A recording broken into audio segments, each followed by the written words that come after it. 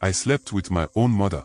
Not once, not twice. It became a hidden sin that imprisoned my soul for years. We were close, too close, only I didn't know it then. I didn't understand that there is a level of closeness between a mother and son that can become dangerous if boundaries are not drawn. Yes, dangerous. Because love without boundaries can become a door, and that door can be opened from the other side, by darkness.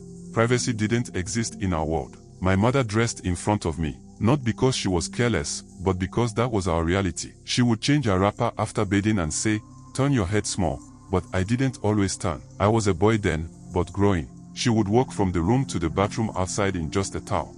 I would walk around half naked. Then I began walking around fully naked, and instead of being corrected, it became normal. You see, my heart lost touch with innocence. My conscience was silenced. My desires became corrupted. That's how it began, my slow journey to the darkest sin I never imagined I could commit. The seduction didn't come from outside, it came from inside me. The marine kingdom had planted something in me, an appetite, a spirit, a chain. And it was only a matter of time before the chain pulled me toward the one person I should have protected, my own mother. This is the episode 2 of our series, Decoding the Devil's Plan in the Last Days. Before we continue, if you believe that spiritual deception is real, don't watch this alone. Share this video now. Somebody's family may be on the edge of this same trap without knowing. And if you are new to this channel, this platform is dedicated to unveiling spiritual truth through real confessions and exposing the secret systems of darkness operating in our world today. If this message speaks to you, subscribe now and stay with us till the end, because what this young man is about to reveal may save someone's life. Now, let's begin.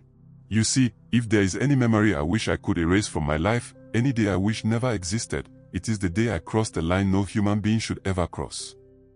The day I touched my own mother. It didn't start in a way that made sense. Sin rarely does. People think evil always comes with loud seduction or violent force. No. The deepest sins are born in quiet moments, small compromises that feel harmless at first until they consume you. After that night I held her too long, something changed between us. We didn't say anything, but we both felt the shift. Conversations became shorter. Eye contact became uncomfortable. The house felt haunted, not by ghosts, but by unspoken thoughts. Guilt was there. Shame was there. But something darker was also there, pulling us closer. Then, on a Saturday night, she had been sick for weeks and wasn't strong enough to walk again. I had taken over, selling at her small table in the market during the day to keep us alive. I came home tired that night, took my bath, and fell asleep in my room. But the dream came again.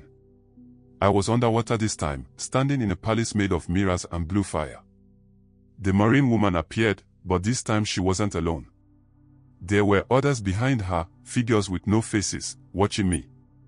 She said, "Your power must be sealed. Covenant must be completed. Your rising begins after this night. Take what belongs to you." I woke up shaking violently. Sweat covered my whole body like rain. My chest was burning. My head was spinning. I tried to pray, but the words wouldn't come. Something was pulling me, dragging me out of my room. I found myself walking toward my mother's room. I didn't plan it. I didn't think. I just moved, like a slave under command.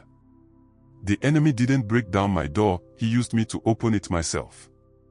When I entered her room, she was awake, crying silently. I asked what was wrong, and she said the pain in her chest had returned. I knelt beside her bed. But the moment I touched her hand, I felt it. Her eyes met mine. Something dark awakened again. Her breathing changed. My pulse raced. There was a force in that room, a seductive, suffocating presence. And then, she didn't pull her hand away. She held me. That was the moment I should have run. I should have screamed. I should have shouted the name of Jesus. But I didn't. Because even though I didn't want it, something inside me did. What happened after that felt like a dream and a nightmare combined. She pulled me closer. I didn't fight long enough. And that night, I slept with my own mother. I am not writing this to defend myself. I am not writing this to blame her. I am writing this because this is what sin does. It takes you step by step into a darkness you never believed you were capable of. When it was over, I fell on the floor and cried like a child. I begged her to forgive me. But she wasn't angry. That made it worse.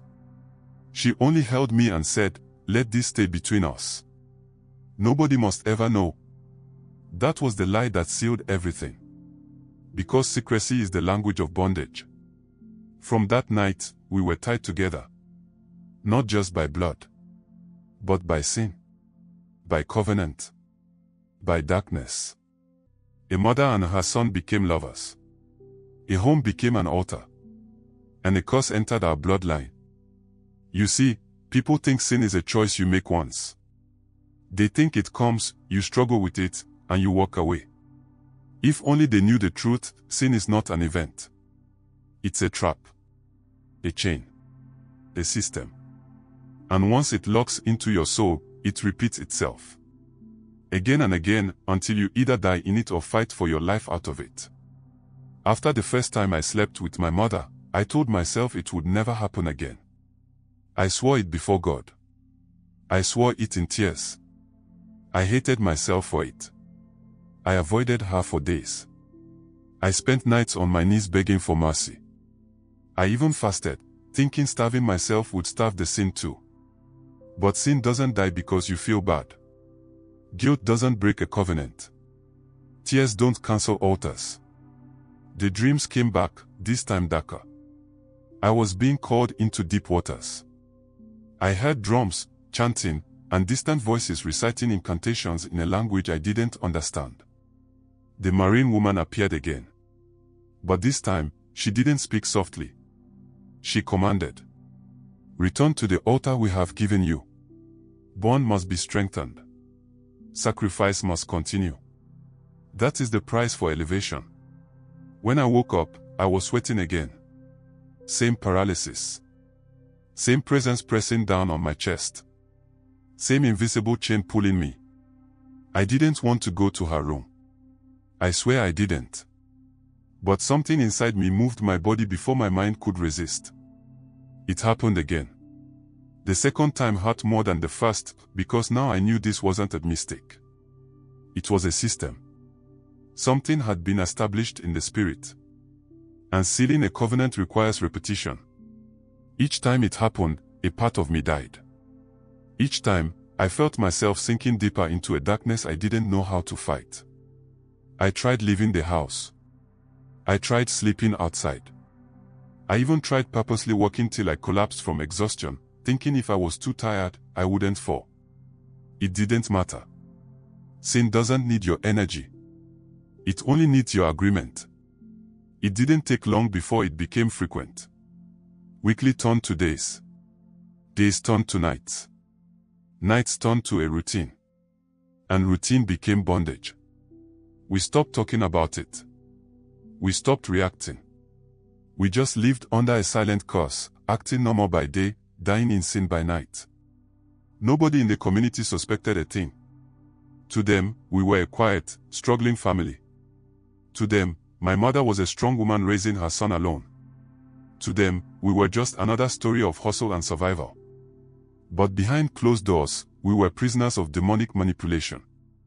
And once a demon enters a family system, it doesn't stop with one sin, its goal is total destruction. First the soul, then the body, then the bloodline. And it was working. Because not only had I changed, my mother began to change too. She started acting strange, like something had started feeding on her life. And that was the beginning of a greater tragedy. It began slowly. She complained of constant tiredness. She would sit alone for long periods, lost in thought, staring into nothing. Her smile disappeared. Her laughter vanished. The light in her face began to dim. Then her health started failing. She would collapse randomly, her menstrual cycle, which had always been normal, turned strange. Heavy bleeding some months, total absence the next. She developed headaches that no medicine could cure. At night, she would wake up screaming, as if something was strangling her. Sometimes I would find her sitting on the edge of the bed, holding her chest, breathing fast like she had been wrestling for her life in a dream. When I asked what was wrong, she always gave the same reply, "It is well." But it was not well. One night I had a dream. I saw a group of dark beings surrounding my mother while she slept. They weren't attacking her violently. They were feeding on her, draining her life, collecting something from her body. Every breath she exhaled, they inhaled. Every heartbeat seemed to shrink her. When I tried to run to her in the dream, I couldn't move. Because I was tied to them by the covenant of sin. What I thought was pleasure was actually a ritual, binding us to a marine altar. When I finally woke up, she was lying beside me, sweating, shivering, whispering something repeatedly, "We are not alone here, we have given ourselves away." Those words sent a chill down my spine. What did she mean? Did she also know something spiritual was happening? I asked her, but she denied everything. Over time, my mother stopped going to church. She avoided prayer meetings. It was as if the demonic covenant had now fully wrapped around her life, draining her strength, draining her spirit, draining her will to live.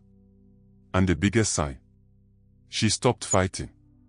She accepted everything. The sin, the silence, the bondage. She surrendered to a darkness that wanted both of us dead. One evening, while washing dishes, she said something I will never forget. She didn't look at me when she spoke. She didn't raise her voice. It was quiet, too quiet. "We can't escape this. Some things, once they start, they must finish their course." That was the moment I realized she had given up. And once the spirit kills your hope, your body is next. You see, this was more than sexual sin. More than a mistake. This was a blood covenant that had begun its work, slowly killing my mother. And I didn't know it yet, but something much worse was coming next. Because when demons enter a family, they don't just destroy health. They destroy destiny. Like I said, when evil enters a home, it doesn't stop with one person. It spreads like a silent disease, one life at a time, until everyone connected to that altar pays a price. My mother had begun to fade. She was losing her strength, her light, her will to live. But I didn't know I was next. It began with loss. At first, I thought it was just life. Bad luck. A difficult season. But now I know there is no such thing as coincidence when a demonic covenant is at work. I lost my small part-time job in town, no explanation given. Money started slipping through my hands like water. Anytime I got paid, it vanished within days. My friends began to avoid me for no reason. I would feel an invisible heaviness everywhere I went, like a dark cloud followed me. Even worse, my desire for sin grew stronger. The more I wanted to stop, the deeper I sank. I started watching things I shouldn't watch. I began sleeping with different women. I became addicted, not just to sex, but to escape. Escape from guilt. Escape from pain. Escape from reality. The same spirit that chained me to my mother now wanted more souls connected to me. It wanted expansion. The thing started with shadows. Then whispers. Then visits. At night I would feel a presence in my room. Something would sit on my bed. Sometimes, I would feel a hand sliding across my chest like a lover, but when I opened my eyes, nobody was there. I would wake up tired, drained, and weak, like something had slept with me in the night. And then came the dream, the one that finally made me realize I was in serious danger. In the dream, I saw myself standing in front of a river, dark, silent, wide like an endless serpent. From inside the water, faces were watching me. Hands rose from beneath the surface, pulling me in. A female voice called me. "You belong to us now. Your blood is already part of the covenant." I screamed and struggled. I looked around, searching for help. And that was when I saw something that froze my soul. My mother was standing on the other side of the river, crying. She was trying to reach me, but something held her back. And behind her, I saw altars. Blood. Sacrifices. Chains. When I woke up, I couldn't breathe. I was sweating like rain. I could still hear that voice in my room, "You are next." The same week, two strange things happened. Someone proposed I join a secret group in Cape Coast that helps people succeed. A woman I hardly knew tried to force herself into my life, showing up everywhere I went, smiling, seductive, almost possessed. That's when I understood, this was not random. This was recruitment. My sin had opened a door, and now demons wanted ownership. And they were not just after my body, they wanted my soul. One night, while staring at myself in the mirror, dark eyes from sleepless nights, a broken soul staring back at me, I asked myself a question I had never dared to ask before. What if I am no longer in control of my own life? And in that moment, I truly felt it. Something had been transferred from my mother to me, a generational curse sealed through sin. And now the altar had two lives tied to it, and it would not rest until it had destroyed us both. This was no longer just a story of sexual sin. This was the story of my spiritual imprisonment. And the worst was just beginning. This is just the beginning, my brothers and sisters, the beginning to know how darkness enters families. This is how sin becomes a prison. This is how destinies are destroyed quietly, slowly, until it is too late to escape. This young man did not wake up one day and choose evil. Evil studied him, followed him, waited for the right moment, and entered legally. That is the strategy of darkness: corrupt the soul before it captures the destiny. Demons don't only attack with poverty, they attack with pleasure. Marine spirits don't always come through rivers, they come through lust, emotional attachment, and secret soul ties. The enemy doesn't fear people who go to church, he fears people who close their spiritual doors. Things are about to get darker before they get light. Because in episode 3, we will uncover even deeper and sad moments of their lives, the marine altar, the spiritual transfer, and what really claimed his mother's life. Before you leave, if this story has opened your eyes and you want to follow it to the end, subscribe so you don't miss the next episode. Like this video so YouTube recommends it to more people. Comment below, I am following this series. Turn on notifications so you don't miss episode 2. This is not entertainment. This is deliverance through truth. See you in the next episode. Stay awake, stay discerning, stay with God.